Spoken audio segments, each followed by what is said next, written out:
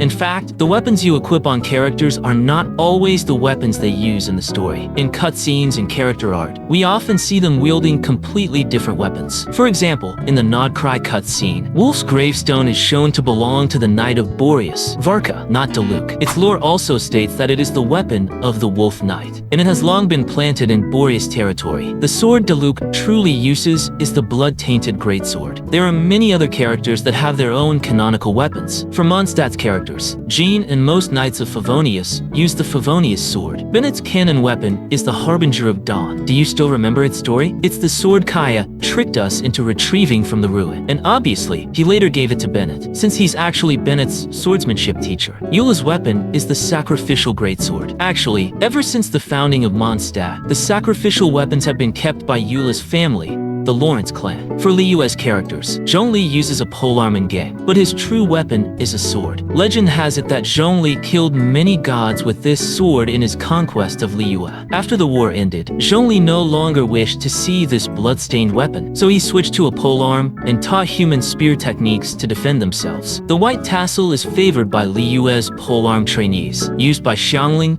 Yao Yao, and even young Madame Ping. Xingqiu's canon weapon is the two-star weapon, Silver Sword. As the Guhua clan declined, his sword teacher could not provide better blades. In Inazuma, far more characters possess unique canon weapons. The Raiden Shogun's canon weapon is indeed a Naginata. The katana she draws from her chest when unleashing her elemental burst originally belonged to her sister, and has now been passed down to her. Kujusera uses a Hamiyumi, and a Black Feather War fan as well for calling down lightning. Ito's canon weapon is the giant club he carries around at all times. The claymore was actually a pair with Kiori's canon weapon. Both were forged by Ito's ancestor, but the Oni felt unworthy of such exquisite weapons and gifted them to a tailor girl, Kiori's ancestor, who once made an extremely gorgeous dress for him. Chiori herself does not use this weapon in combat. Instead, she fights with another short blade she carries. This is a tailor's knife passed down through her family for generations, traditionally used for cutting fabric. In Fontaine, more characters do not use their signature weapons. Navia's signature weapon appears to be a sharp great axe, but in reality, she prefers using her umbrella gun in battle. Chevreuse is equipped with a musket to apprehend criminals,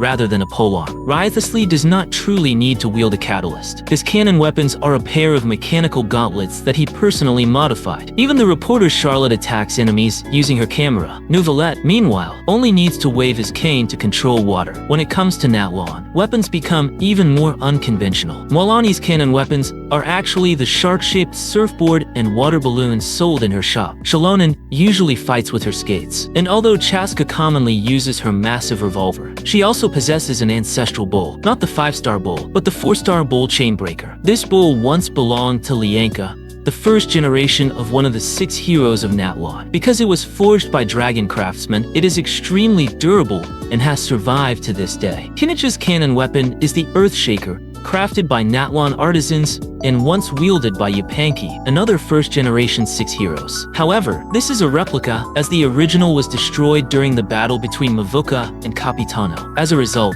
Kinnich usually fights using the laser cannon in his hands. And finally, our beloved Granny Seat Lolly. Her canon weapon is actually the pillow she sleeps on every day.